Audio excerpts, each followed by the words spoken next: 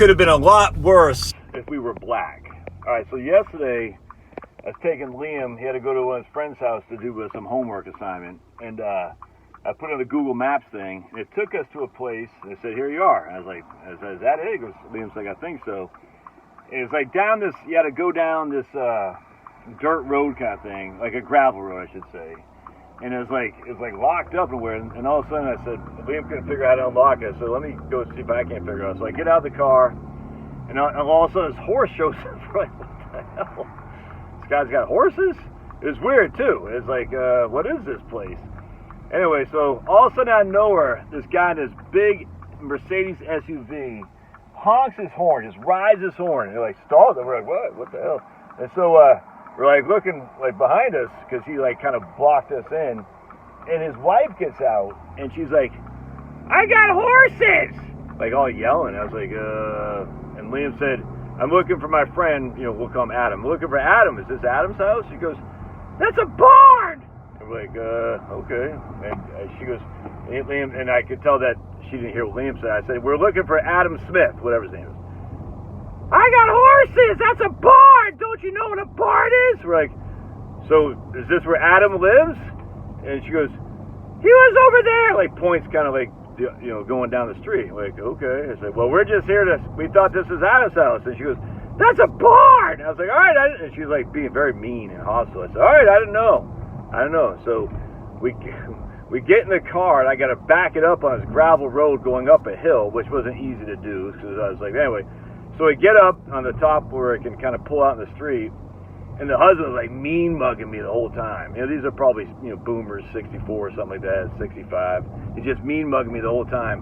He gets out of the car, he looks at see what we did to the opening of the barn of the fence, and he's staring at me like this. I'm just like, okay, whatever. And anyway, so I followed the direction where she said he lives down there, and I said, okay, I guess this is the house then.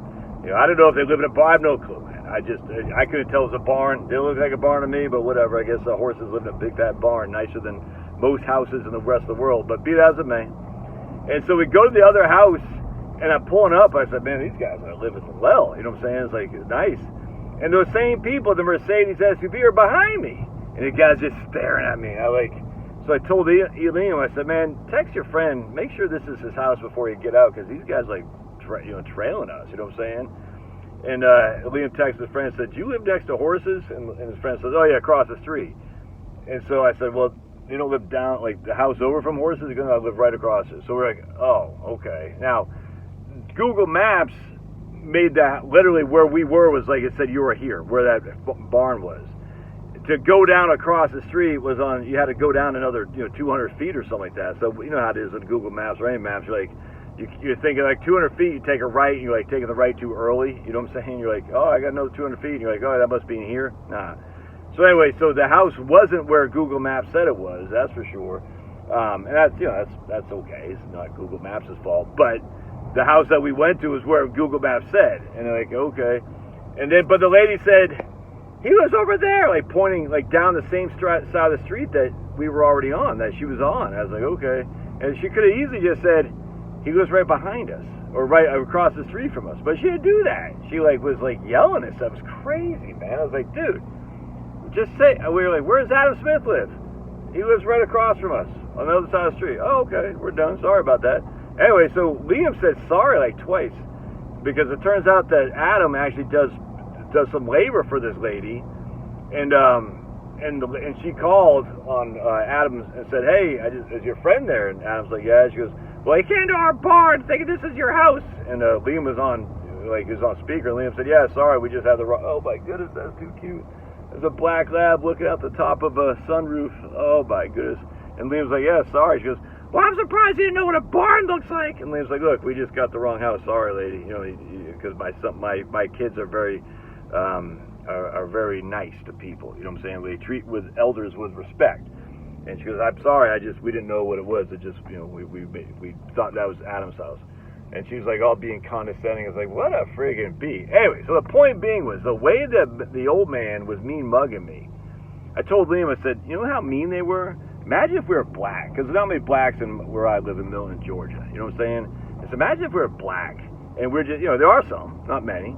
And we're in Fulton County, so it's not like Fulton County's, blacks are 4 to 4 in Fulton County. I mean, blacks are the large majority of Fulton County. But in my little neck of the woods there isn't many.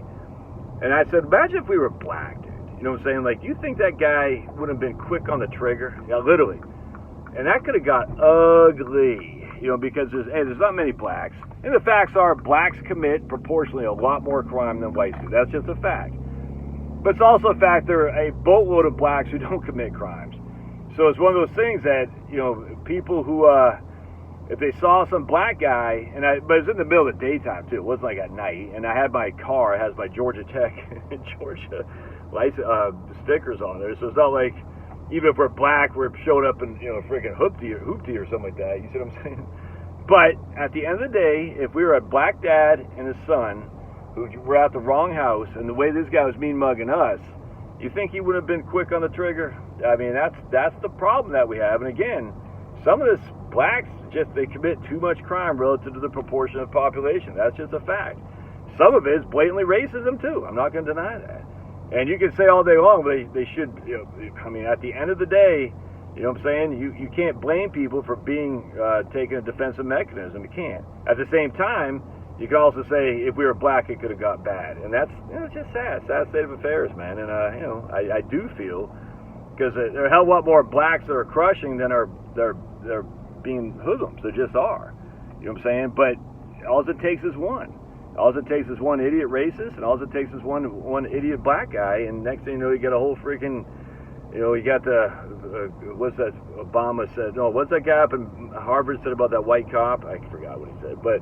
You got a big freaking an act of Congress to say, oh my goodness, but people need to calm down. They need to calm down. And when someone's asking a question, just say, oh yeah, just lives across the street. That's all you got to do. Your first mechanism shouldn't be someone's trying to get to me. And I was telling Liam, I said, the problem with these guys is they got so much money that they're always in defensive mode, like protection. Someone's out to get me. And that's not a good way to live, man. And I don't envy these rich people because they're like, I gotta protect at all costs. I'm like, man, I don't envy that because that's not a good way to live. I'd rather live like happy, you know what I'm saying, as opposed to guarding. You don't want to be always just guarding your stuff, and you don't want to be a racist, and you don't want to be a thug. And at the same point, though, you gotta say, hey. Something's odd here. I need to be on the lookout. But your first reaction, in my opinion, shouldn't be someone's trying to assault me. I mean, maybe I'm ignorant. Maybe I'm a hippie. I don't know. But, having been jumped on numerous occasions growing up, you know what I'm saying, from blacks and whites, I still don't think your first interpretation should be, oh, these guys are about to take me out. I don't think that's a good way to live. Anyway. Your first reaction should be, let's see what these guys are doing, and then you get in defensive mechanism if they're obviously up to no good. But I don't know. It's a lesson for my son to learn. Look, some people are they're just not happy, and they're scared, and you don't want to live your life scared, and you don't. It's not a good place to be. All right, God bless.